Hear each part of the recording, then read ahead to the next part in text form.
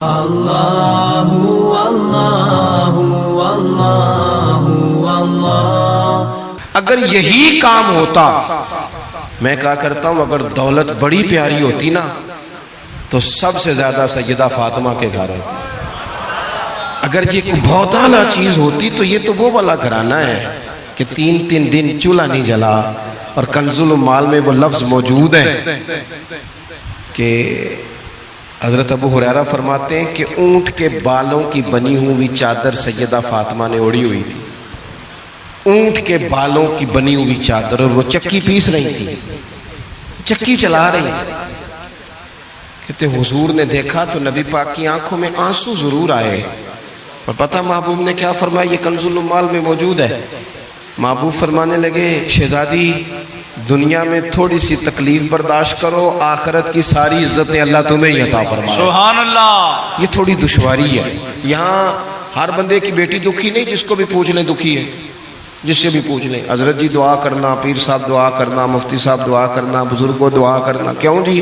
بیٹی بڑی تکلیف میں۔ کیوں جی؟ کہتے سسرال والے کام بڑا کراتے ہیں، چکی پیستی ہے، لیپا پوتی کرتی ہے، اس کے ہاتھوں میں چھالے پڑ جاتے ہیں۔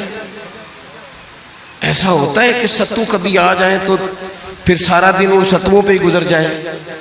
کبھی ایسا ہوتا ہے کہ تین دن روزے رکھے جائیں اور ایک کھجور اور ایک پانی ملے افطار سحر کے وقت، یوں بھی کبھی وقت گزارا ہے۔ اور میرے عزیزوں یاد رکھنا، ہم نے جو مزاج اختیار کر لیا ہے نا اس وقت، یہ جو پوری دنیا میں گاڑیاں بھاگ رہی ہیں، ملک سے باہر لوگ جا رہے ہیں، دولتیں جمع ہو رہی ہیں، یہ ضروریات کا رٹا نہیں، یہ ضروریات نہیں، یہ خواہشات ہیں۔ ضروریات تو پوری ہو رہی تھی، لیکن وہ جو خواہشات کی تکمیل تھی، وہ جو پڑوسیوں کی بڑی کار ہمیں پریشان کر رہی تھی، وہ جو گھر کے سامنے ایک پلاٹ تھا اور دل کر رہا تھا حویلی نہ بنا لوں، وہ جو ٹینشنیں تھی انہوں نے بہت بھگایا، لوگوں کو تھکا دیا۔ نظریاتی زندگی، اور نظریاتی زندگی میں کچھ کرنے کا عہد، کچھ ارادہ کیا جائے کچھ کام کرنے کا۔ دیکھو سارے لوگ ساری ڈیوٹیاں تو نہیں کر سکتے، میں یہ مائک اپریٹ نہیں کر سکتا، تو پھر میرا خیال ہے مجھے اس بندے کی بھی قدر کرنی چاہیے جو اسے چلا سکتا ہے۔ جو کام میں گاڑی میں سفر کرتا رہتا ہوں، وہ کہاں گھوم آتے ہیں، تو میں تو سو جاتا ہوں کئی دفعہ گاڑی میں، لیکن ڈرائیور کو لوگ ڈرائیور کہہ کے ہی پکارتے ہیں، حالانکہ تو سویا ہوا تھا، وہ تو جاگ رہا تھا۔ اس کی اہمیت کو سمجھنا چاہیے۔ ہم نہ زندگی میں کوئی بھی کام کریں، ایک تو کام کریں، اور جو ایک کریں زندگی میں لیکن ذرا سونا کر کے کریں، کوئی ایک مقصد بنا لیں، کوئی ایک مقصد ہو، کوئی ارادہ ہو، کوئی پروگرام ہو۔ نہ سمجھ آئے تو بخاری میں حدیث موجود ہے، ایک بوڑھی اماں حضور کی مسجد میں جھاڑو دیتی تھی، اور چلو کچھ کرتی تو تھی نا یار، اور دیکھو سعادت جھاڑو وہاں دیتی ہے جہاں 70,000 فرشتے سویرے آتے ہیں، 70 شام آتے ہیں۔ سبحان اللہ، سبحان اللہ۔ حضور کی مسجد شریف میں جھاڑو دیتی ہے خاتون۔ ہمارے ہاں تو خیر امام خطیب کی بھی کوئی قدر نہیں ہوتی، کوئی نہیں ہوتی۔ امام کبھی کو مشورہ دے لے تو کہتے ہیں اسلام زیادہ دیتا ہے، مولوی نواں لے آؤ، مشورے زیادہ دیتا ہے، اس کو چینج کرو۔ اور مسجد کے خادم کی کوئی حیثیت، لیکن جو مسجد میں جھاڑو دینے کی فضیلت ہے نا، حضرت بابا فرید صاحب سے جب کو بندہ کہتا تھا نا دل بڑا پریشان ہے، تو بابا صاحب کہتے تھے مسجد میں جھاڑو دیا کر، اللہ سکون عطا کرے گا۔ سبحان اللہ، سبحان اللہ۔ مائک میں نہ بولے جی، سنے بات، مسجد میں جھاڑو دیا کر، اٹھ نہ فریدہ ستیا تے خلقت ویکھن جا، تے متے کوئی مل جائی بخشیا تے چل تم ہی بخشیا جا، اٹھ نہ فریدہ ستیا تے جھاڑو دے مسیت، اوے تو ستا ہے تے رب تے جاگدا ہے، تیری ڈاڈے نال پرید، اٹھ نہ کچھ کر۔ وہ خاتون چلو کوئی کام تو کرتی تھی نا۔ دیکھو نا گلی سے گزرتے ہیں لوگ، اب وہاں کھڈا ہے، سب کا موٹر سائیکل گاڑی سب تنگ ہوتے ہیں، جو بندہ ابھی گزر رہا ہے نا روڈ پہ وہ تبصرہ کر رہا ہے کہ دیکھو بلدیہ والے صحیح نہیں کراتے۔ تبصرہ جو سارے کرتے ہیں، ایک کئی تے ایک دا بڑا، دو بندے درکار ہیں، رستہ ٹھیک ہو جاتا ہے، پر اتنی محنت کرنے کو کوئی تیار ہے، کیونکہ ہمارے ملک میں جو شے سب سے عام ہے وہ تبصرہ ہے۔ تبصرہ کرو صبح و شام جتنا ممکن ہے، تبصرے کرو، ڈیوٹی یہی ہے ہماری۔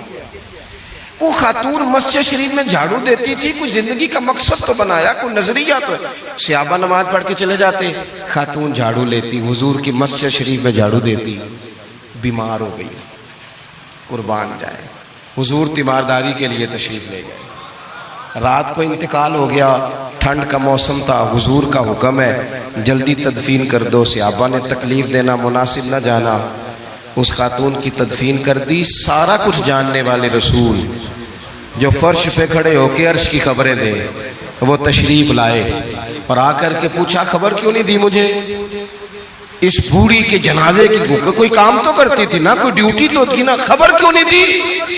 ویسے تو وارث جنازہ پڑھ لے تو دوسرا جنازہ جائز نہیں، وارثوں نے نہ پڑھا ہو تو دوسرا جنازہ پڑھا جا سکتا ہے، حضور تو خود وارث ہے نا ساری امت کے۔ بے شک تو رسول کریم قبر پہ کھڑے ہو کے فرمانے لگے صفے بناؤ، میں دوبارہ جنازہ پڑھاؤں گا، سبحان اللہ، میں دوبارہ جنازہ پڑھاؤں گا۔ کیوں؟ زندگی میں کوئی خدمات تو ہے نا، کوئی ڈیوٹی تو ہے نا۔ پہلے تو ہم کچھ کرتے نہیں، اور اگر کرتے بھی ہیں تو صرف دوسروں کا دھیان ہی رکھتے ہیں، دوسروں پر توجہ ہوتی ہے کہ فلانا فلانا، بھئی آپ اپنا کام کریں، کچھ زندگی میں کر گزریں، کوئی ڈیوٹی کریں۔ اگر زندگی نظریاتی ہوگی، دیکھو ڈھیر سارے لوگ ہوتے ہیں، نام میرا ہی شاید آئے گا کہ مدرسہ انہوں نے بنایا ہے، مسجد انہوں نے بنائی، میرا ہی نام آئے گا اگر کہیں میں بناؤں گا، لیکن زمین دینے والے کا بھی ایک کردار ہوتا ہے، اس میں نقشہ نویس کا بھی ایک کردار ہوتا ہے، اس میں ایک اینٹ خرچ کرنے والے کا بھی کردار ہوتا ہے۔ پھر وہ کام ختم نہیں ہوتا، سریا وہ لینٹر ڈالنے والے جو ہوتے ہیں ان میں جو سریا باندھنے والا ہے وہ بھی ایک قیمتی کردار رکھتا ہے۔ پھر کہتے ہیں الیکٹریشین کو بھی بلاؤ، پھر یہاں بھی کام ختم نہیں ہوتا، پھر اور اس کے گرد ڈھیر سارے لوازمات ہیں۔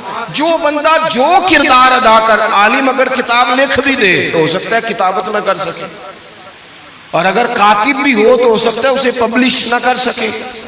تو یہ کچھ نہ کچھ خدمات، کچھ نہ کچھ ڈیوٹیاں۔ حضرت مولا علی شیر خدا نے چھوٹی عمر میں کہا تھا یا رسول اللہ دین کی مدد بھی کروں گا، آپ کی حفاظت بھی کروں گا۔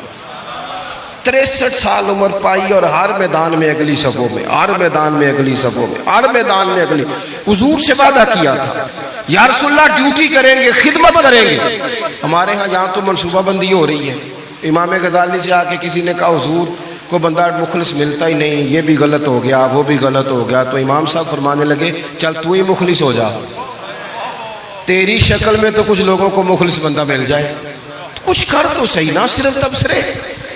حضرت مولا کائنات نے عمر مبارک ساری دین کی خدمت میں لگائی، تو جب 63 سال کی عمر میں خنجر لگانا تو لوگ تو کہتے ہیں نا میرے پتر کا دھیان رکھنا اور میرے بچوں کا خیال کرنا اور فلانی ڈیوٹی کرنا۔ تو جب خنجر لگا تو حضرت علی کیا کہہ رہے تھے؟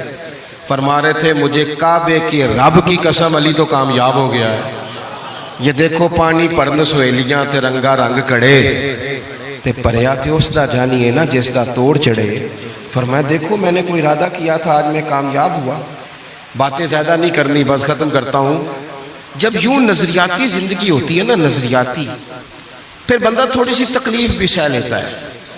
کوئی کام کر رہا ہے نا بندہ، صحیح بخاری میں حدیث ہے، ایک خاتون نے آ کے عرض کیا تھا یا رسول اللہ صلی اللہ علیہ وسلم مجھے مرگی کا مرض ہے،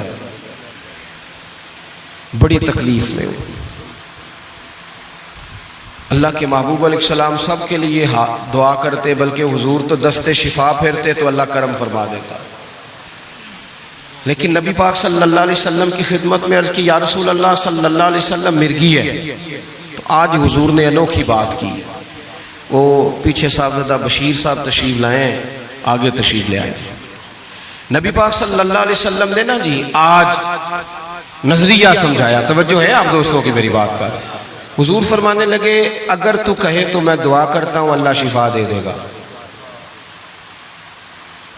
اور اگر تو کرے صبر، معنی کیا ہے؟ مرگی کے ساتھ ہی گزارا کرے، اگر کرے صبر تو پھر میرا وعدہ ہے رب جنت عطا کرے گا۔ سبحان اللہ۔ ویسے ہم پیر صاحب کے پاس، سید صاحب کے پاس، بزرگوں کے پاس جائیں، پیر صاحب ہمیں کہیں کہ گوڑا ٹھیک کرانا ہے درد کے یہاں جنت چاہیے، ساڑھا کی جواب ہے اے گوڑے دا کچھ کرو نا جی، یہ سون نہیں دینا، یہی جواب ہے نا۔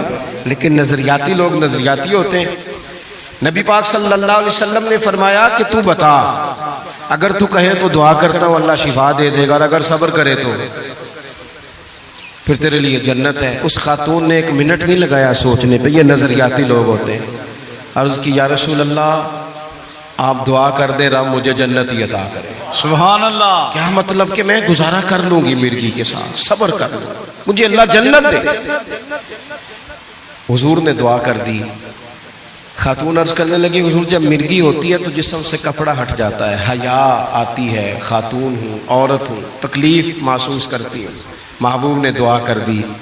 صحابہ کہتے ہیں جتنی بھی مرغی ہوتی تھی اس کے کپڑے نہیں جسم سے ہٹتے تھے، جتنی مرضی بھی ہو کپڑا قائم رہتا تھا۔ دیر تک وہ بوڑھی اماں زندہ رہیں۔ خواتین ایک دوسرے سے کہا کرتی تھی کسی نے جنتی دیکھنی ہے تو اس بی بی کو دیکھو، اسے دنیا میں حضور نے جنت کی بشارت عطا کی۔ سبحان اللہ۔ نظریہ ہوتا ہے، نظریہ۔ ویسے آنا جانا، تصویریں بنانا، گھومنا پھرنا، پلاننگ کرنا چلتا رہتا ہے، لیکن جو نظریاتی لوگ ہوتے ہیں انہیں ذرا تھکاوٹ بھی تھوڑی ہوتی ہے۔ نظریے کے لیے کام کر رہے ہیں نا، وہ بھاگتے ہیں، ان کا بھاگنا انہیں تھکاتا نہیں۔ جب آپ نظریاتی ہیں تو صبح قیامت پہ نظریاتی اور غیر نظریاتی لوگوں کا نتیجہ کیا ہے؟ یوم نحشر المتقین الی الرحمن وفدا۔ اللہ فرماتے ہیں یہ جو متقی ہوں گے نا انہیں رب کی بارگاہ میں پیش کیا جائے گا قیامت میں، پر مہمان بنا کے پیش کیا جائے گا۔ ان کا میزبان رب ہوگا، چونکہ انہوں نے زندگی تقوی میں گزاری، محتاط وقت گزارا۔ وَنُسُوقُ الْمُجْرِمِينَ إِلَىٰ جَهَنَّمَ وِرْدًا۔ اور یہ جو مجرم ہیں انہوں نے جرم کیے، من پسند زندگی گزاری، فرمایا انہیں پیاسے ہانک کے دوزخ میں پھینک دیا جائے، پیاسے ہانکے جائیں گے جہنم کی طرف۔ اپنی زندگی میں کچھ ارادہ کریں۔ دیکھیں دھوپ چھاؤں آئے گی، وہ ہمارے یہاں کچھ لوگ کہتے ہیں دھوکے بڑے ہیں جی، ہنسے کیسے؟ تو میں کہا کرتا ہوں کہ اتنی تکلیفیں کسی کو نہیں آئیں جتنی حضور کو آئی ہیں۔ پر آپ فرمان پڑھیں، حضرت حارث بن عبداللہ کہتے ہیں میں نے تو مدینے والے محبوب کو جب بھی دیکھا مسکراتے دیکھا ہے۔ سارے کام 7 سال چلتے ہیں لیکن اپنی زندگی میں کوئی مقصد ہونا۔ یہ جن بزرگوں کے ہم آراس میں آتے ہیں نا، انہوں نے کوئی مقصد حیات بنایا۔ یہ مت سمجھنا کہ ساری زندگی پھولوں پہ گزری، یہ عرس وغیرہ یہ سارے کام بعد میں ہوتے ہیں، بعد، ورنہ ڈھیر سارے صوفیاء ایسے ہیں جنہوں نے روڑے کھا کے وقت گزارا، بڑے ٹھیک ٹھاک روڑے کھائے، بڑی تکلیفیں برداشت کی، اور ان کی اگر آپ تاریخ پڑھیں گے تو بڑا کچھ ان کے ساتھ کیا گیا، بڑے معاملات ہوئے۔ ایسا نہیں یہ شہادت گاہ الفت میں قدم رکھنا لوگ آسان سمجھتے ہیں مسلمان ہونا، یہ بڑا مشکل کام ہے، اس سے ہو کے گزرنا پڑتا ہے۔ لیکن ڈیوٹی کریں، کوئی کام کریں، کچھ اپنے ذمے لیں۔ جو ہم وقت گزار رہے ہیں نا جی، آپ یہاں کیوں بیٹھے کہتے ٹائم پاس کر رہا ہوں، تو میں کہتا ہوں اتنا ٹائم کہاں سے آیا جو آپ کو پاس کرنا پڑا؟ بہت سارے لوگ کہتے ہیں جی میں بور ہو رہا ہوں، تو میں کہتا ہوں یار بور ہونے کا ٹائم بھی تو ہونا چاہیے نا بندے کے پاس۔ آپ کے پاس ٹائم زیادہ ہے اس لیے بور ہو رہے ہیں، ہمیں تو ٹائم ہی نہیں ملتا بور ہونے کا۔ تو جب کوئی کام کرنا ہے آپ نے، جب آگے بڑھنا ہے، کچھ مقاصد حسنہ حاصل کرنا ہے، کچھ امور خیر سر انجام دینے، پھر زندگی میں ان کو طے کریں اور ان پر کام شروع کر دیں۔ دھوپ بھی آئے گی، چھاؤں بھی آئے گی، سکھ بھی آئیں گے، دکھ بھی آئیں گے، لیکن قافلہ رواں دواں رہنا چاہیے۔ اللہ تعالیٰ اس آستانہ نور کو ہمیشہ سلامت رکھے۔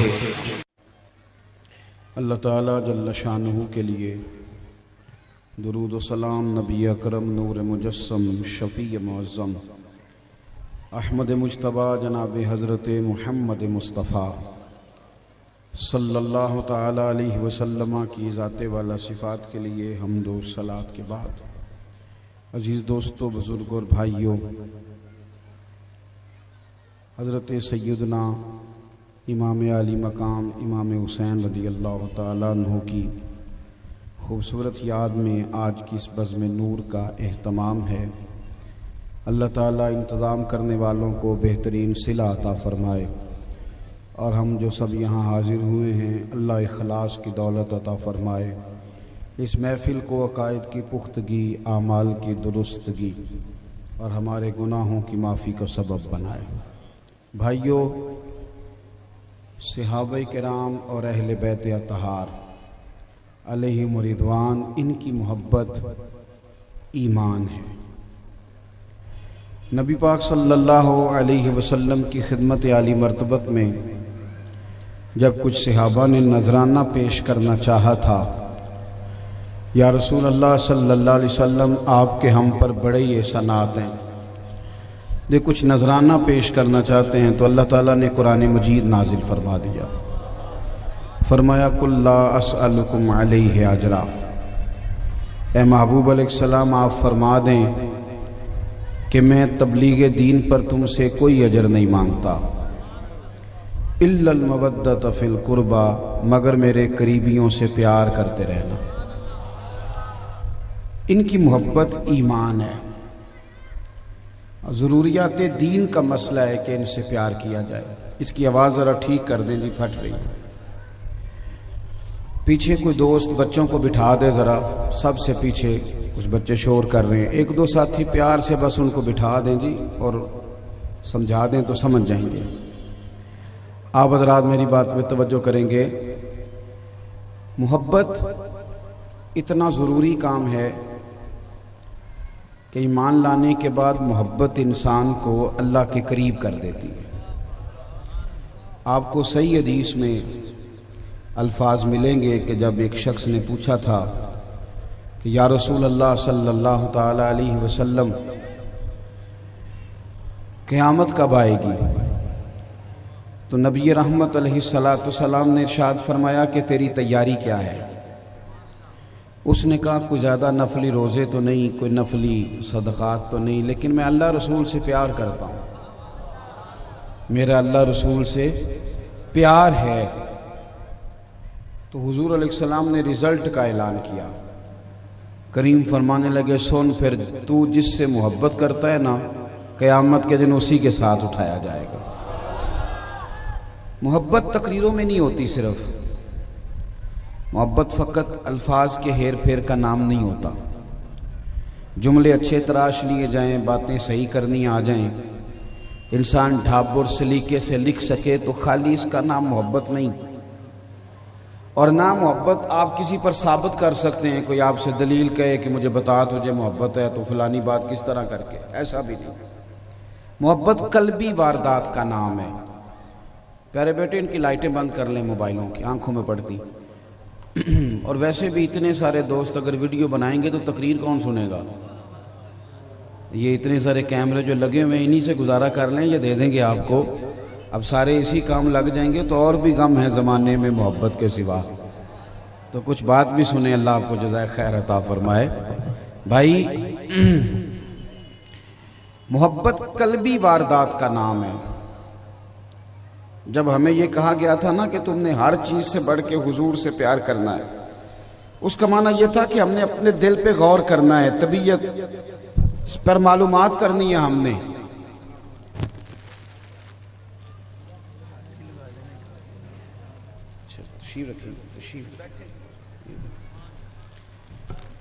جزاک اللہ تعالی۔ جب یہ کہا گیا نا تو پھر ہم نے اندازہ کرنا ہے، غور کرنا ہے کہ ہمیں پیسوں سے زیادہ محبت ہے کہ نبی کریم سے زیادہ محبت ہے۔ پیسوں سے بندے کو پیار ہوتا ہے، لوگ مانتے نہیں پر ہوتا ہے۔ بہت سارے لوگ ہیں جیب میں پیسے نہ ہوں تو بیچارے بیمار لگتے ہیں، اور پیسے ہوں تو مفت کا اعتماد ہوتا ہے پیار، کیا کیا جائے۔ شہرت سے بھی لوگوں کو پیار ہوتا ہے، اگر کوئی 10-15 جگہ ان کا نام لے لیا جائے نا، یعنی ہمارے تو دیہاتوں میں لڑائی ہوتی ہے کہ محلے کا نام میرے نام پہ ہونا چاہیے، لوگ بورڈ لگانے پہ بھی لڑائی کرتے ہیں، ہوتا ہے شہرت سے پیار۔ لوگوں کو میرے عزیز تعریف سے بھی پیار ہوتا ہے۔ آپ کسی کی خوشامد کر دیں، بندہ کہتا بلے بلے، اور اگر آپ اس کو سمجھانے کی خواہش کریں کہ یہ تیری بات قابل اصلاح ہے، یہ معاملہ اس طرح نہیں اس طرح ہے، تو لوگ ناراض بھی ہو جاتے ہیں۔ تعریف سے بھی محبت ہوتی ہے۔ حکم کیا دیا گیا کہ تم نے اپنے دل پر غور کرنا ہے، تمہیں سب سے بڑھ کر حضور سے پیار ہو، نبی پاک کی اولاد سے پیار ہو، حضور کے صحاب سے پیار ہو۔ اپنے دل پر توجہ کرنی، یعنی غور کرنا ہے کہ اندر سے آواز کیا آتی ہے حضور کی اولاد کے لیے، نبی پاک کے صحاب کے لیے دل سے آواز کیا نکلتی۔ یہ قلبی واردات ہے، اس پر ہمیں توجہ کرنی۔ ہمارے ہاں نا جو طریقہ ہے تصوف ہیں، سلاسل طریقت جو ہیں ان کے اندر اپنے اپنے طریقوں سے نقشبندی، چشتی، سوروردی، اویسی، سب لوگ اپنے اپنے طریقوں سے نا معرفت الہی حاصل کرنے کی کوشش کرتے ہیں۔ مقصود یہ ہوتا ہے کہ اللہ کی محبت نصیب ہو جائے، اللہ کا پیار نصیب ہو جائے، یہ مقصود ہوتا ہے۔ اور وہ بڑا خوش بخت آدمی ہے جسے اللہ کی محبت مل جائے، خوش نصیب ہے جسے رب کا پیار نصیب ہو۔ لیکن آپ ترمذی شریف کی حدیث دیکھیے، نبی پاک علیہ السلام نے فرمایا حسین مجھ سے ہے، میں حسین سے ہوں، اور فرمایا جو میرے حسین سے پیار کرے رب اس سے محبت فرماتا ہے۔ یعنی معرفت الہی تک پہنچنے کا ذریعہ ہے کہ امام علی مقام سے پیار کیا جائے، اللہ کی محبت کے حصول کا ذریعہ ہے۔ ایک کو ذرا آپ اس کی اگر بند کر دیں گے نا جی، کم کر دیں گے مائک والے دوست، تو ذرا مجھے آسانی ہو جائے گی، بے سرا ہوں نا تو سر والے بندے کو فائدہ دیتا ہے۔ کو امام علی مقام کا پیار، اب ٹھیک ہے، محبت امام علی مقام کی، امام حسن کی، امام حسین کی، سیدہ پاک کی، مولا مرتضیٰ کی، ان محبتوں کو جگہ دیں اپنے سینوں کے اندر، پیار کریں۔ یہ جدید زمانہ ہے، اس میں لوگ باتیں زیادہ کرتے ہیں، تیز لوگوں کا زمانہ، لوگوں کا اپنا سٹائل ہے بات سنانے کا۔ لیکن تھوڑا سا ہم پیچھے جاتے تھے نا 20-25 سال 30 سال پہلے، یہ پرانے بزرگوں سے پوچھئے گا، کسی بابا جی سے پوچھتے تھے نام کیا ہے تو کہتے تھے غلام حسین۔ نام کیا ہے؟ غلام حسین۔ نام کیا ہے؟ محمد حسین۔ نام کیا ہے؟ محمد حسن۔ یعنی غلام حسین نام ہے، ان سے پوچھے کس نے رکھا ہے تو کہتے تھے میرے دادا نے۔ یعنی 100 سال پیچھے جائیں تو دادا کی خواہش ہوتی تھی کہ آج جو پوتا میرے گھر میں پیدا ہوا ہے یہ حسین کا غلام ہونا چاہیے۔ یہ خواہشات تھی ہماری طبیعتوں میں، یہ ذوق تھا ہمارا۔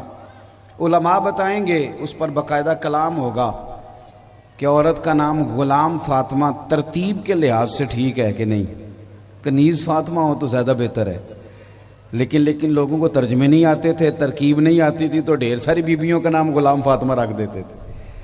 ترتیب نہیں آتی تھی، ترکیب نہیں آتی تھی، معنی نہیں آتا تھا، پر سیدہ فاطمہ کی غلامی کا دم بھرنا تو آتا تھا نا۔ تو پہلے تو اپنا ہماری نوجوان نسل اس سوچ سے ہی بنیادی طور پر آ رہی ہے کہ ہم نے ان سے پیار کرنا ہے، ہم نے انہیں اپنا آئیڈیل بنانا ہے، امام حسن سے، امام حسین سے، مولا مرتضیٰ سے، سیدہ پاک سے، ہمیں ان کی زندگیوں کو سمجھنا ہے۔